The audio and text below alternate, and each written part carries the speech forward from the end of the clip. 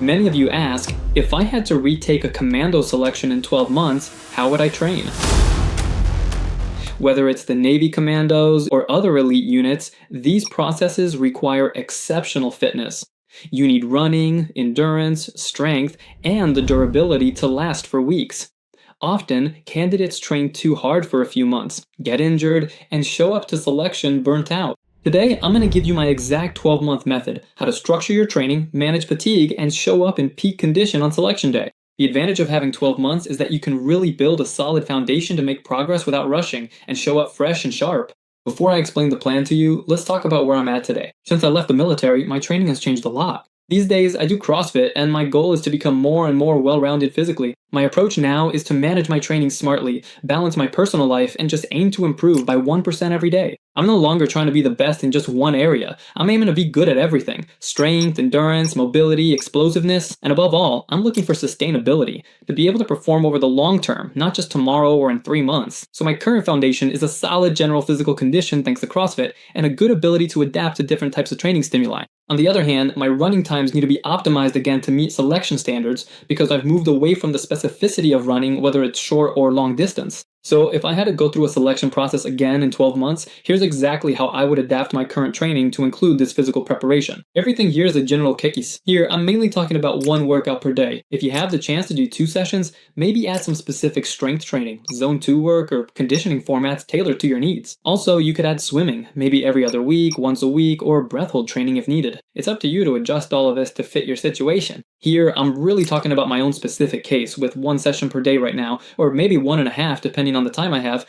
but that extra time would probably go toward bodyweight strength training. And already here, we're going to look at running, which is the foundation of all training for these units. So we're going to have several phases. The first phase, from month 1 to month 6, is about building up the necessary volume. My running plan over these 6 months is to build a solid volume base. The goal is to gradually increase the volume over 6 months, going from 30 to 60 kilometers during that time. Sessions 1 and 2 are basic endurance runs, lasting 45 to 75 minutes at a conversational pace, at 60 to 70% of your max aerobic speed. The goal, as I mentioned, is to build aerobic capacity without burning yourself out. This foundation is essential for endurance. Session 3 targets max aerobic speed, like 10 by 400 meters or 2 by 8 by 200 meters at 95 to 110% MAS to build sustained effort. Session 4 would be a fartlek or long interval workout with 6 to 8 sets of 3 minutes at 90 to 95% of your maximum aerobic speed with 2 minutes of active recovery. The goal here is to develop speed endurance without hitting pure lactic acid. For session 5, which is optional, a long run, like I mentioned, on the weekend, starting from month 4, a session of 75 to 90 minutes at an easy pace to get the body used to long periods of effort. So really, during this phase, there's no wrecking phase at all. We're just building the engine. Phase 2, from month 7 to month 9, is threshold work. Once the volume is there, we increase the intensity. So we still keep a weekly volume of 4 sessions at 50 to 60 kilometers with a first session of basic endurance for 60 minutes to maintain that base and not lose the engine. Next, work on the lactate threshold. So 3 to 4 sets of 10 minutes at 85 to 90% of your maximum aerobic speed with 3 minutes of recovery, or 2 sets of 15 minutes at 85 to 90% with 5 minutes of recovery. Aim to improve lactate threshold for better endurance. For session 3, target your MAS with 6 sets of 800 meters at 95 to 100% MAS, resting 90 seconds, or 10 sets of 400 meters at 100 to 105% MAS, resting 60 seconds. The goal here is to lower your race times on test distances. For the 4th session, do a long tempo run, 75 to 90 minutes with 30 to 40 minutes at 85% of your MAS in the middle. The goal is to combine volume and intensity. Still no rucking during this phase, we're just sharpening the running. Phase 3, from month 10 to 11, we'll start adding progressive rucking with 3 to 4 running sessions per week, still keeping it at 50 to 60 kilometers per week. So here, the goal is to start with 1 ruck march per week, 12 kilos for 8 kilometers, and then gradually increase the distance and weight week by week to really adapt over time. During these months, you can also add threshold runs or weighted intervals with 4 to 8 kilos. It can be useful to work on your endurance this way, but I know that right now, for running, I just need to run, increase my mileage, and get back to the level 1 had before. Why is that a slow progression? Managing fatigue is crucial. If I start too hard with a ruck right from the beginning, I'm going to increase my risk of injury, compromise my running progress, and show up burned out for the test. Rucking and weighted runs require a solid running base. I want to hit my target times for the 5K, 10K, and 8K tap.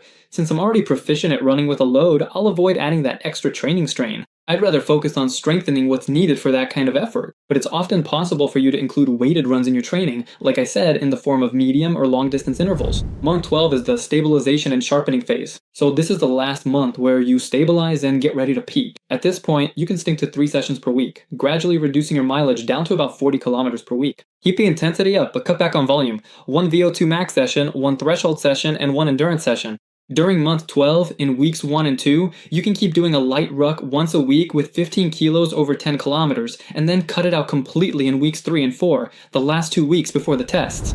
In the last 10 days, the goal is to fully recover by reducing your volume by 70%, keeping the intensity up with a few short, high-quality sessions, and focusing on total recovery, meaning your sleep, nutrition, and mobility as well. The goal is to show up fresh, sharp, and not tired. Part 3 is going to be strength training. Strength training in this context has just one goal: to support everything we do outside the gym. My approach, and the approach here, is that we're not chasing personal records. I'm building strength without risking unnecessary injuries. Bench press, squats, deadlifts, all the strength exercises we can include are just there to reinforce your structure. In the first phase, from month 1 to 6, we're going to build a basic level of strength. So that's structured as 3 full body strength sessions per week, always starting with a 15-minute warm-up phase focused on mobility and injury prevention. And that's every day, no exceptions.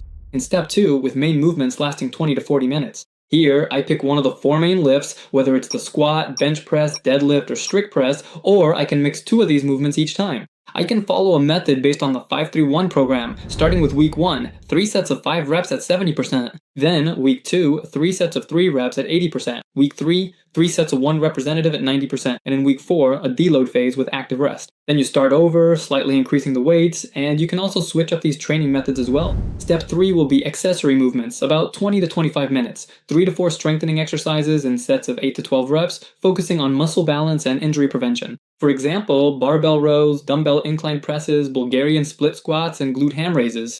All of these are excellent for the posterior chain. Step 4 will be general physical preparation, maybe with farmer walks, sled pushes, sled pulls, and box jumps for plyometrics.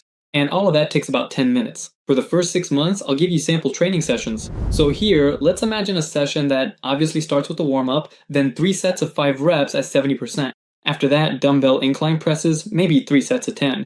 Next, sets of pull-ups, 3 sets of 8 to 12, glute ham raises for strength, 3 sets of 10, and a circuit with farmer walks, core strengthening, abs, and bodyweight exercises. And you can repeat all of this in other sessions with different types of movements and really have a complete full body workout in every training session over several cycles, over 6 months of course. Phase 2, from month 7 to 9. So here, focus on specific strength training for rowing. We'll keep the same structure of 3 full body sessions, but we'll adapt the exercises for rowing. The main changes in focus will be more on the posterior chain. More volume on deadlifts, more volume on glute ham raises, glute running, Romanian deadlifts, so at least 2 to 3 times a week. Also add in loaded carries, whether it's heavier, longer farmer walks, 3 to 4 sets, 40 to 60 meters, maybe even yoke walks if available, or overhead carries with kettlebells. Also strengthen the body under load, so weighted planks, Pallof presses, loaded dead bugs, and ramp up unilateral work too, like Bulgarian split squats with heavier dumbbells, single leg deadlifts, and loaded step-ups. The goal here is to prepare the body for the asymmetric stresses of rucking.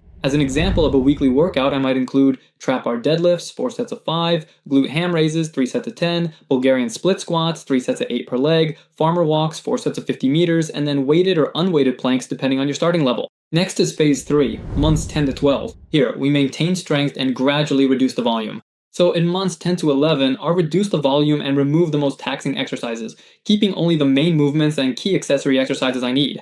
In month 12, during weeks 1 and 2, we cut the volume by another 30%, but keep the same intensity. And in weeks 3 and 4, the last 2 before the tests, we reduce the volume by 60% and keep the intensity light, focusing on activation and mobility. Part 4 will be the bodyweight section. Right now, you already have a solid foundation in bodyweight exercises, so it's not a weakness, but it's still important and forms the basis for the initial standards. So during months 1 to 6, I'm going to rebuild volume with circuits of pull-ups, push-ups, rope work, and related strength exercises, 3 to 4 times a week. These usually take, at most, between 15 and 30 minutes, and are typically done at the end of a strength session or during dedicated workouts, with a focus, as I mentioned, on volume and muscular endurance. Here, I'll just do circuits, 5 sets of 20 to 30 push-ups, 10 to 15 pull-ups, 30 seconds of plank, with a set rest period between sets. I'll also include other circuits, maybe a 15-minute EMOM with sets of 20 to 25 push-ups, 8 to 15 pull-ups, depending on the volume of the EMOM and the intensity you want to put into it. And the last one could be a 4-time workout with 100 push-ups, 50 pull-ups, 100 sit-ups, and I can break it up however I want. Months 7 to 12 will be about maintenance, so 2 to 3 times a week with shorter, more specific sessions, 10 to 15 minutes, or just enough to maintain without trying to make further progress. Part 5 will be conditioning, so that's what builds endurance during selection. I include conditioning 2 to 3 times a week depending on the intensity of the planned run. Option 1, you have assault bike, rowing machine, 10 to 15 minutes at high intensity with maybe some VO2 max work with short intervals from 20 seconds to 3 minutes. Alternating 30 seconds of effort, 30 seconds easy after the warm-up or before strength training.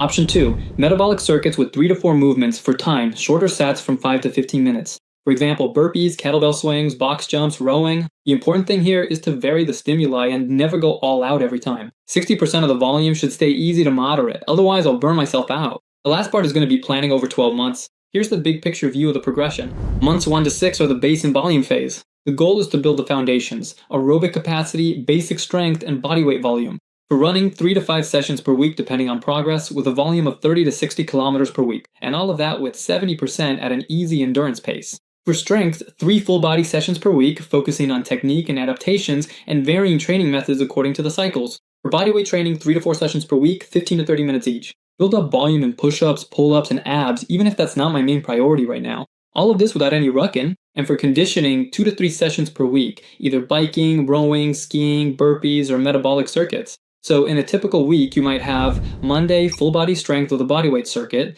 Tuesday, an easy endurance run, Wednesday, full body strength plus a conditioning session on the bike, Thursday, a moderate tempo run, 3 sets of 10 minutes, Friday, a full body strength session plus a bodyweight circuit, Saturday, a long run, 75 minutes at an easy pace, and Sunday, rest or active mobility. Months 7 to 9 will be the intensity and specific strengthening phase. The goal is to increase the intensity of the running and to specifically strengthen rowing as well. At this point, you can go up to 4 sessions per week, maintaining a volume of 50 to 60 kilometers, and introduce threshold and VO2 max training. For strength, 3 full body sessions per week, focusing on the posterior chain, carrying work, core, grip, and preparing for the demands of the ruck. For body weight, do 2 or 3 sessions weekly at 15 to 25 minutes. All of this is to maintain your level. So we're not rucking yet, just preparing the body without the weight. For conditioning, you can keep 2 sessions per week at a moderate to high intensity, depending on what you're also doing with running on the side. A sample week could look like this.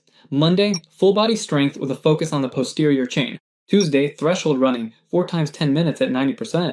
Wednesday, a conditioning session on the bike plus a bodyweight circuit. Thursday, a full body strength session with a focus on grip and carrying. Friday, DMA running, 6 times 800 meters with some body strengthening. Saturday, a long tempo run of 90 minutes with 30 minutes at a steady pace. And Sunday, a mixed full body strength session or rest. Months 10 to 11 will move into the specific ruck phase as we discussed. So here, the goal is to maintain running and gradually introduce the ruck. Still 3 to 4 running sessions per week with a volume of 50 to 60 kilometers to maintain performance. Still 2 to 3 strength sessions per week with a slightly reduced volume, but we keep the intensity up. And for bodyweight exercises, I'd go down to 2 sessions per week, each lasting 10 to 20 minutes. For the ruck, the progression will go up kilo by kilo, meaning I'll start with 12 kilos over 10 kilometers. Then I'll add 16, 18, 20 kilos, still over the same distance, and gradually increase the distance later on, with a frequency of once a week or once every 2 weeks, since it's not really a weak point for me. Conditioning's done twice a week at a moderate intensity. So for a typical week, on Monday, there's a basic endurance session lasting 45 to 60 minutes. On Tuesday, a full body strength session, then a bodyweight circuit.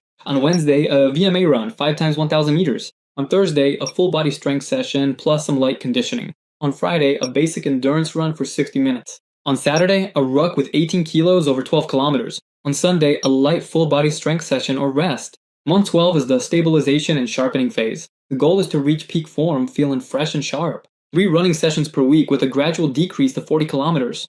The intensity is still maintained, but with a reduced volume. You can still keep 3 strength sessions per week. Here, when I say strength, it can simply mean weight training or the functional strengthening you need. So with 3 sessions per week and a volume still reduced by 30% over the last 3 or 4 weeks, and for the last 2 weeks, switch to a volume reduced by 60% at a light intensity. For bodyweight exercises, I'd keep 2 or 3 sessions per week, each lasting 15 to 20 minutes as well. For rucking, during weeks 1 and 2 of the last month, I'd stick with 15 kilos over 10 kilometers. For weeks 3 and 4, I'd stop completely. And as for conditioning, once a week, keep it very light or with a big intensity spike, which can actually be interesting to add some playfulness afterward. During the last 10 days, with an overall volume reduced by 70%, do a few short, high-quality sessions to keep the engine running and focus on recovery, sleep, nutrition, and mobility. Here's an example of what a week could look like. Monday would probably be zone 2 or a rest day. Tuesday, an easy run 20 to 30 minutes with a few accelerations. Wednesday, light strength work with 30 minutes of muscle activation. Thursday, an easy run 20 to 40 minutes. Zone 2 as well. Friday, rest, maybe a short swim and some gentle mobility work. Saturday, either a complete rest day or some biking in zone 2 as well. And on Sunday, mobility work, of course. In section 7, we'll look at managing fatigue. And this is the key. 90% of candidates fail because they can't manage this fatigue. The monitoring indicators are as follows. The first is resting heart rate. You should measure it every morning when you wake up, either the old-fashioned way by counting your heartbeats or by using apps, sensors available today, or an advanced watch. And if it's 5 to 7 beats per minute above your normal, take a rest day. Next, the second indicator is sleep quality. You need at least 7 to 9 hours, and that's non-negotiable. Having trouble sleeping is a sign of overload. The third indicator is performance during your workout. An unusual drop also signals accumulated fatigue. So here, you need to adjust and know how to adjust your volume and intensity. The fourth indicator is persistent pain. Normal muscle soreness is fine. On the other hand, joint or tendon pain means you need to stop, slow down, and keep your pain level at a maximum of 3 out of 10 during training. Here's how we see training. It's better to undertrain than to overtrain. One rest day is better than a week of injury. Recovery is an essential part of training, and listening to your body is more important than blindly following the plan. Recovery relies on sleep, staying hydrated throughout the day, stretching, and daily mobility. And if you can get a massage once every 3 weeks, use saunas, or try different recovery methods, you help your body recover better. To sum up, if you want the exact plan that I would personally follow if I had to go through a selection again in 12 months, just comment 12 on YouTube or Instagram and I'll send you the plan I put together for this video. And to finish, there are 3 keys to success. Key number 1 is patience. Don't try to get everything all at once. Build things up gradually over 12 months.